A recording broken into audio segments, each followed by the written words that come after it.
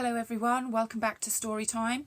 We are currently reading Nan and Sidekick Grandad by Annaliese Matheron, and Annaliese is a local author who has very kindly said that we can read her stories for Story Time. So, we're nearly at the end. We've only got a few more pages to read. I need to know what's going on. It's all very exciting. We need to know what's happening with Mrs. Gillespie's son, who thinks he's going to be Emperor of the World. Do you think that's going to happen? I'm not sure. So we're now on chapter 12, butt kicking time. So make yourselves comfortable and let's find out what's going on.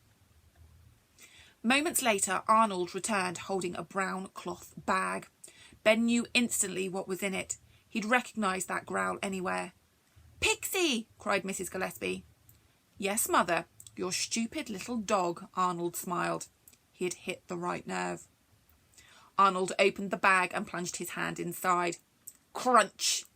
The bag dropped to the floor, revealing Arnold's arm with Pixie's jaws locked onto where his hand should be.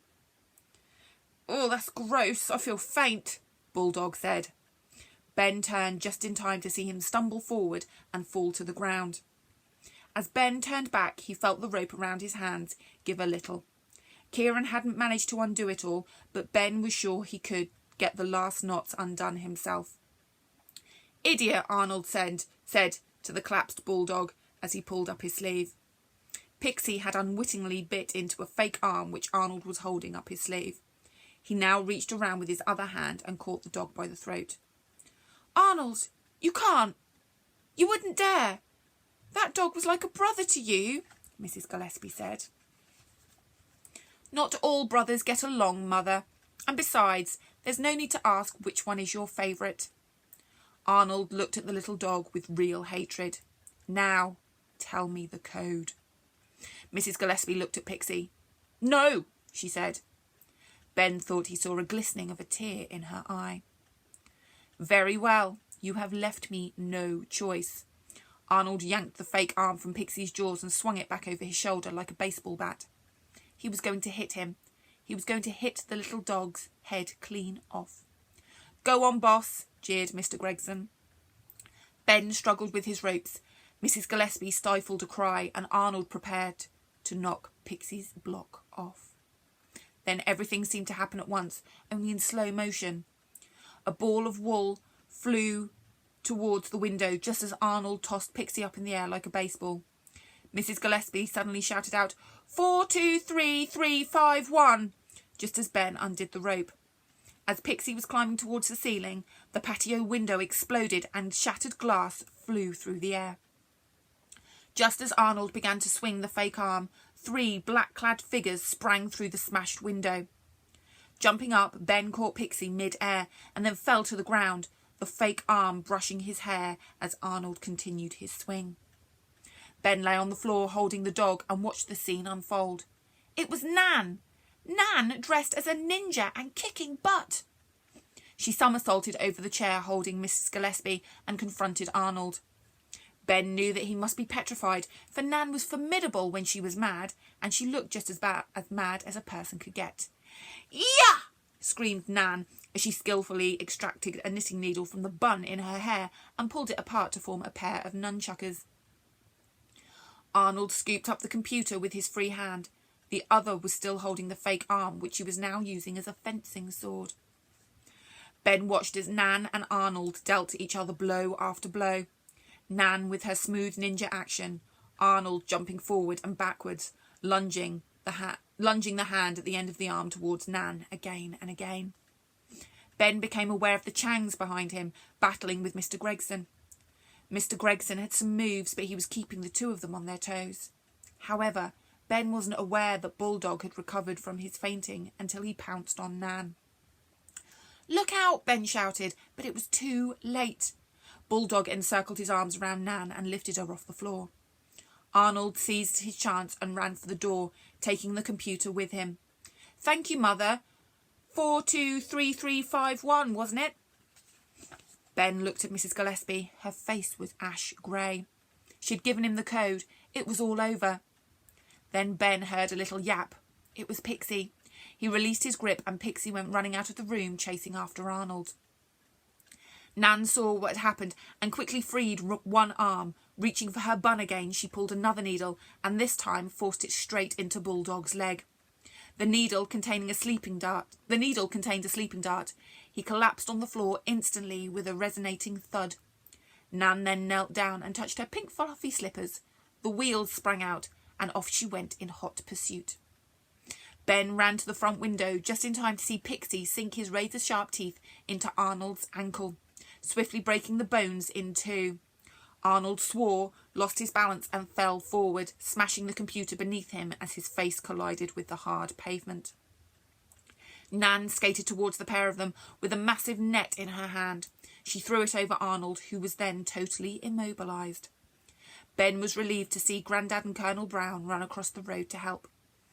The Changs had subdued Mr. Gregson, who was now slumped on the floor, surrounded by broken glass. Mr. Chang was handcuffing Bulldog, while Mrs. Chang untied Mrs. Gillespie. "You all right?" Ben asked Kieran as he gently pulled off the gaffer tape and began to untie him. "Yeah, fine," Kieran replied, looking shaken. "But your head," Ben said, pointing to the open wound with his finger. "Is it big? Do you think I'll need stitches?" Kieran asked. "Yeah, I think you will." "Cool," said Kieran. "Girls dig rugged action men types." Ben rolled his eyes. "How did it happen?" he asked. "You shouted for help. I tried to save you, but Gregson got me first." "You tried to save me?" Ben was shocked. "Sure I did. I'm your big brother, you know. It's part of my job to keep you out of trouble." Kieran smiled. Ben gave him a hand and pulled him up. Ben and Kieran went outside to see the action. There were 2 blacked-out vans blocking off the road and about 6 men, all in sharp suits, either talking to their watches, taking photos, or talking to the members of the NPS. Ben saw the delivery man from the previous day escort a hobbling Arnold into the back of one of the vans. "I'll get you, you bunch of old fossils. Just you wait. I'll get you," he shouted. Colonel Brown walked over to the van. "Arnold, the only thing you are going to get is a very cramped prison cell for a very long time," he said calmly.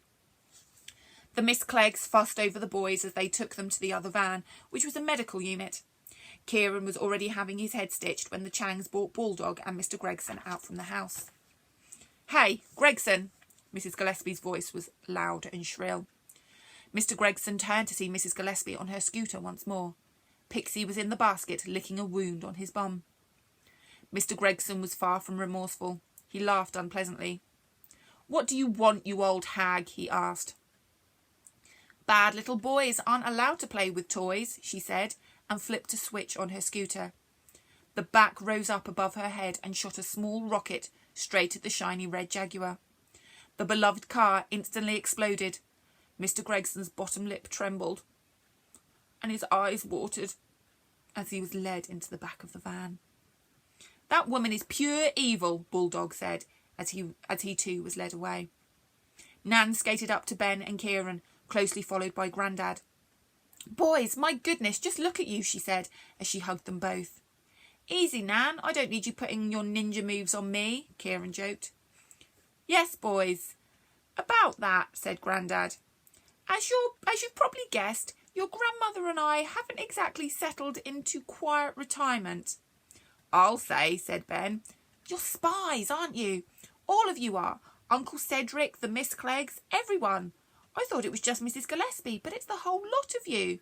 The NPS isn't really about neighbourhood watch, is it?"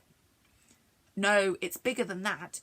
You might call it a National Protection Service." Grandad tapped the side of his nose with his forefinger.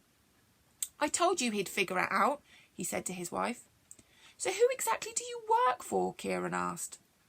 "Well, lovely, if I told you that, I'd have to kill you," Nan replied. Kieran laughed, but something in Nan's eyes made him uneasy. "Seriously, I mean, you wouldn't, would you?" Nan winked at Kieran. Ben laughed.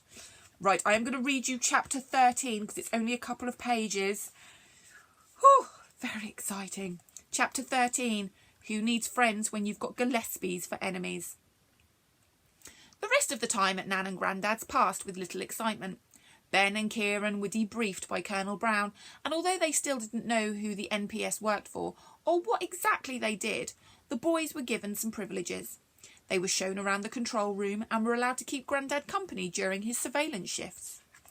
Kieran and Ben even took over some of the security sweeps of the neighbourhood while Mrs. Gillespie was resting. Colonel Brown thought it was a great cover story.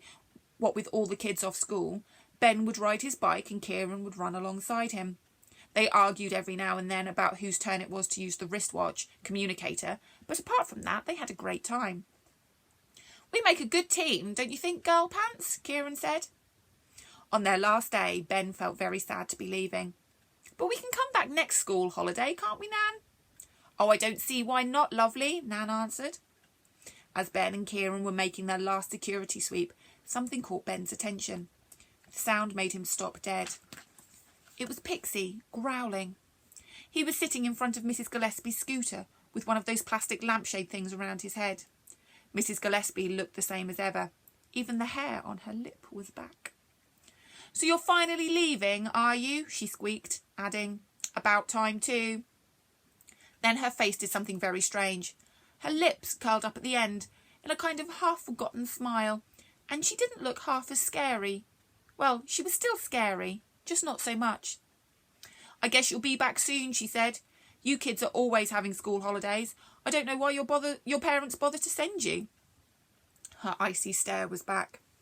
"Anyway, next time you're around, come and visit. I'll bake you a cake, and I promise, no poison this time." Then, without waiting for a reply, she turned and rode off, with Pixie growling all the way home. "Blimey, was she trying to be nice?" asked Kieran. "Yeah, I think so," said Ben. "Ugh, I think I like her better when she's trying to kill us with her dog." Secretly, Ben agreed. Oh my goodness, that was so exciting. So that was Ninja Nan and Sidekick Grandad by Annaliese Matheron. So tomorrow we will be back. Ooh, I cannot speak. Tomorrow we will be back with a new book. So I'll see you then at 2 o'clock. Bye-bye.